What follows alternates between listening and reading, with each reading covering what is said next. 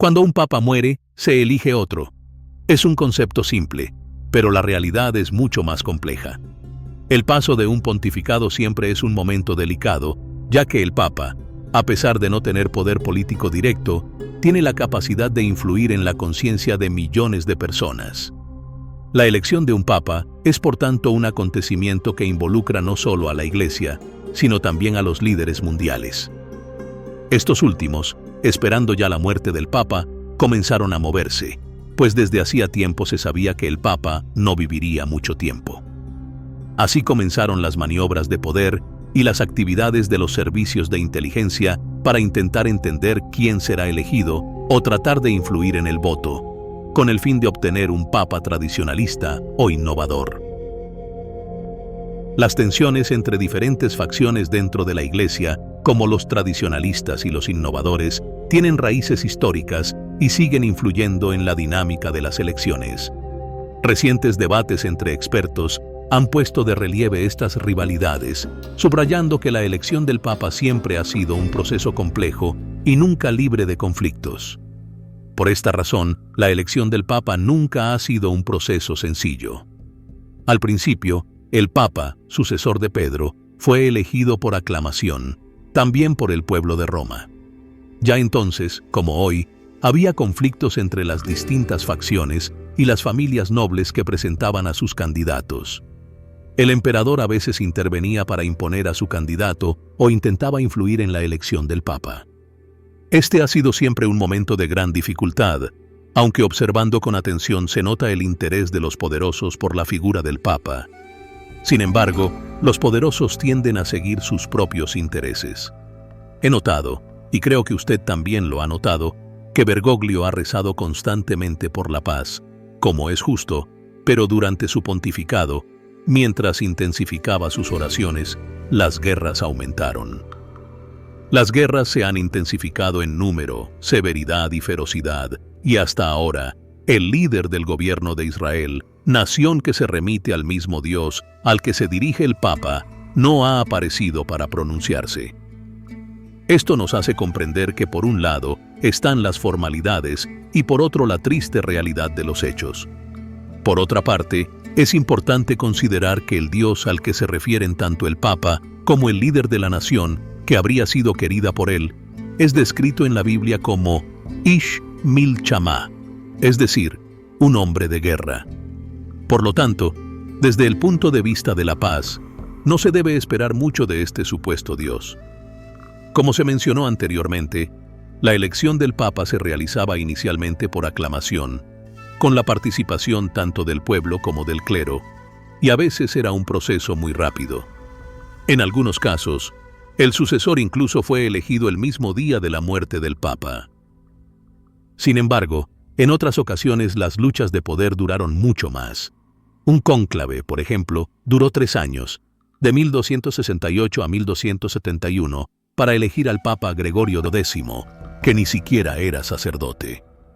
Gregorio se dio cuenta de que el cónclave debía tener una duración razonable y, en 1274, instauró el verdadero cónclave, o cum clave, en el que se encerraba a los cardenales para animarlos a trabajar más activamente y estimular al Espíritu Santo a intervenir más rápidamente. El cónclave oficial fue establecido con la Constitución Ubi Periculum de Gregorio. Esta ley incluía normas bastante severas, que no fueron bien recibidas por los cardenales, especialmente por aquellos procedentes de las regiones más desfavorecidas. Para ellos, reunirse era un momento agradable y tendían a prolongar la elección para disfrutar de la comida, la bebida y la diversión. En 1276, esta constitución fue derogada, pero fue restaurada por el Papa Celestino V en 1294 y finalmente integrada oficialmente en el derecho canónico en 1298. La Constitución establecía que los cardenales debían elegir al Papa en el plazo de 3 días. Si no lo hacían, las comidas servidas se reducían a un solo plato por comida, mientras que antes podían comer y beber alegremente. Si pasaban otros 5 días, la comida se limitaba a pan y agua, con posibilidad de un poco de vino, aunque no estoy del todo seguro. Pan y agua eran ciertamente las únicas opciones de alimentación. Y mientras tanto, todos los ingresos de los diversos lugares de donde llegaban los cardenales eran requisados y destinados al nuevo papa. Esto ha dado a los cardenales un incentivo para actuar con rapidez o para que intervenga el Espíritu Santo, ya que es el Espíritu Santo quien debe inspirar la elección del nuevo papa. Juan Pablo II, en 1996, confirmó esta constitución introduciendo algunos cambios y racionalizaciones, especificando nuevas reglas. Por ejemplo, decidió que los cardenales se hospedarían en la casa de Santa Marta. Este cambio se produjo porque los cardenales se quejaron de las acomodaciones que les fueron asignadas, las cuales no siempre eran agradables y a veces incómodas. Por ello, quisieron mejorar sus condiciones de vida, considerando que su inspiración recae en los pobres. Juan Pablo II eligió Santa Marta para ofrecerles un ambiente más cómodo durante el cónclave. Un aspecto fundamental se ha convertido en el secretismo, que impide a los cardenales tener contactos con el exterior. Sin embargo, se sabe que los servicios de inteligencia de varios países intentaron obtener información durante el cónclave, a pesar de que los cardenales supuestamente estaban aislados de cualquier influencia externa. En este contexto, los cardenales no deben tener ningún contacto con el mundo exterior y la votación debe desarrollarse en total secreto. La votación se hace por escrito y ningún cardenal tiene que discutir con otro para ponerse de acuerdo sobre un nombre. El voto individual se introdujo para garantizar el secreto, ya que en el pasado era posible votar por compromiso, delegando en algunos cardenales la elección del nuevo pontífice. También fue posible votar por aclamación dentro de la Capilla Sixtina. Sin embargo, Juan Pablo II abolió esta opción, manteniendo solo el voto secreto. Las papeletas usadas son luego quemadas y el humo resultante indica al pueblo si ha sido elegido un nuevo papa. El humo blanco señala una elección, mientras que el humo negro indica que no ha sido elegido ningún papa. La votación requiere el consentimiento de 2/3 de los cardenales. La coloración del humo se consigue añadiendo productos químicos a las cartas encendidas. Para obtener humo negro, se utilizan diversos compuestos, entre ellos el antraceno y el azufre, siguiendo la tradición. Sin embargo, para obtener humo blanco, se añaden sustancias como lactosa y colofonia. Incluso el humo, que indica el resultado de la votación, es interpretado por algunos como una referencia bíblica, asociándolo con la columna de fuego o humo que guió al pueblo de Israel en el desierto. Hay otras conexiones con la Biblia. Por ejemplo, la segregación y el silencio recuerdan el capítulo 19 del Éxodo, donde Yahvé impide al pueblo subir a la montaña mientras Moisés recibe los mandamientos. La segregación también puede evocar los 40 días que Jesús pasó en el desierto meditando, aunque estos paralelos parecen un poco forzados. En realidad, la segregación pretende impedir que el cónclave se comporte como un partido político.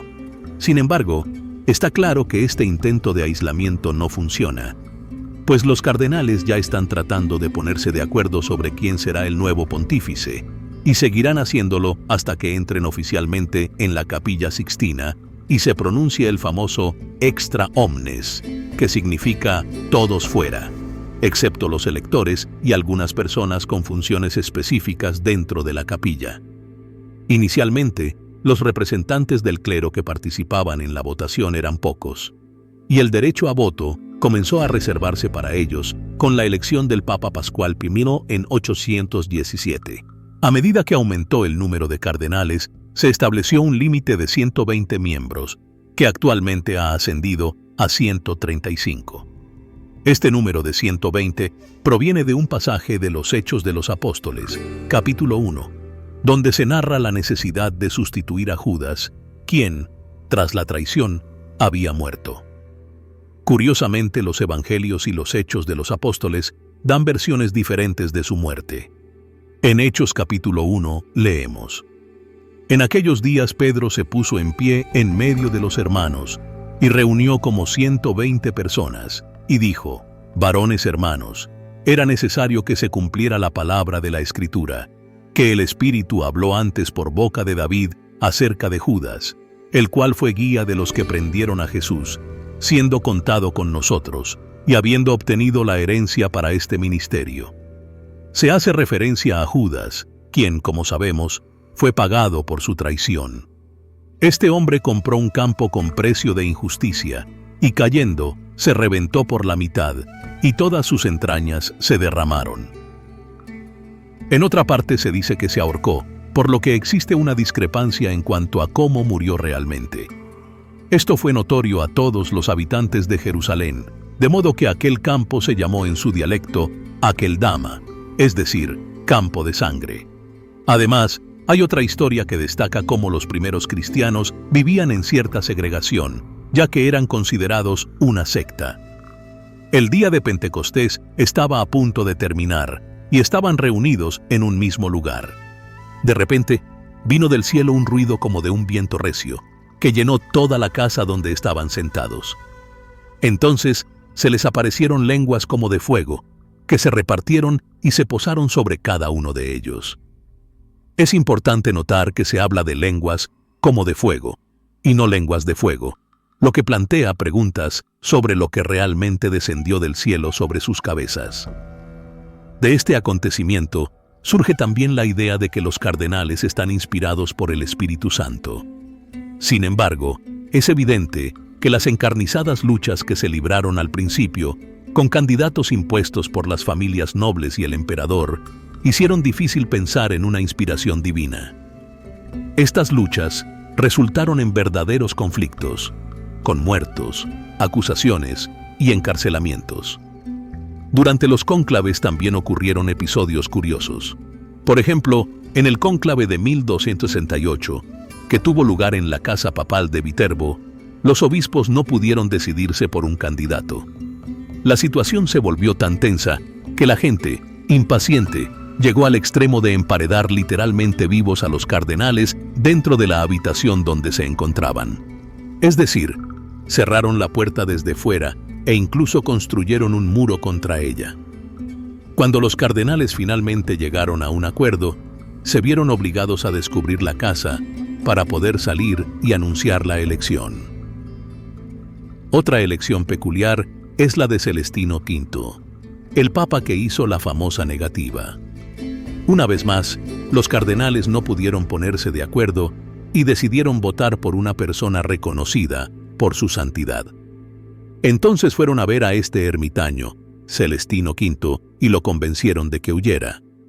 Al principio se mostró reacio, pero finalmente se dejó convencer. Fue elegido, pero luego presentó la famosa dimisión. Este es un aspecto curioso, porque si es el Espíritu Santo quien elige, parece extraño que haya elegido a alguien que no quiso aceptar el encargo y que, al final, desistió. Un cónclave particularmente turbulento fue el de 1378, cuando fue elegido el Papa Urbano VI. Sin embargo, Urbano VI empezó a disgustar a los cardenales, tanto por sus intenciones reformistas como por su rigor y su creciente antifrancés. Los cardenales decidieron entonces que la elección de Urbano VI en 1378 era inválida y eligieron otro candidato, dando origen al famoso Cisma de Occidente. En este caso, parece que el Espíritu Santo se dividió, ya que eligió a un papa que entonces no agradaba, mientras que los hombres eligieron a otro, creándose así un cisma que causó considerables problemas al papado. Otro cónclave muy disputado fue el de 1521, cuando se eligió un pontífice, pero el pueblo no quedó satisfecho. También a causa de la sátira de Pasquino, el pueblo rechazó la elección de Adriano VI, nuevo papa. Cuando los cardenales abandonaron el cónclave, fueron incluso recibidos con piedras por una multitud enfurecida. Como podéis ver, las elecciones papales no son para nada sencillas ni lineales. Pietro Aretino acusó a los cardenales de retrasar el nombramiento del papa porque disfrutaban de la buena comida, el buen vino y la compañía femenina. De hecho, muchos de ellos vivieron mejor durante el cónclave que en sus escaños separados en Europa, que eran ciertamente más pobres. Para ellos, ese periodo fue una especie de vacaciones. Pero al final, la situación se resolvió de forma dramática, y los cardenales fueron recibidos con piedras. Hablando de buena comida, en 1549, el cocinero del cardenal Carpi fue acusado de prolongar el cónclave porque preparó platos demasiado deliciosos, lo que provocó que los cardenales quisieran prolongar su estancia para seguir comiendo bien. Además, el cardenal Sala, que había sido elegido papa, perdió la nominación porque se descubrió que había bebido chocolate caliente durante un periodo de penitencia. En resumen, a lo largo de la historia han ocurrido muchos acontecimientos curiosos relacionados con los cónclaves. Ahora solo queda esperar y ver quiénes serán nominados, alimentando la curiosidad de todos sobre cómo y si las famosas profecías se cumplirán.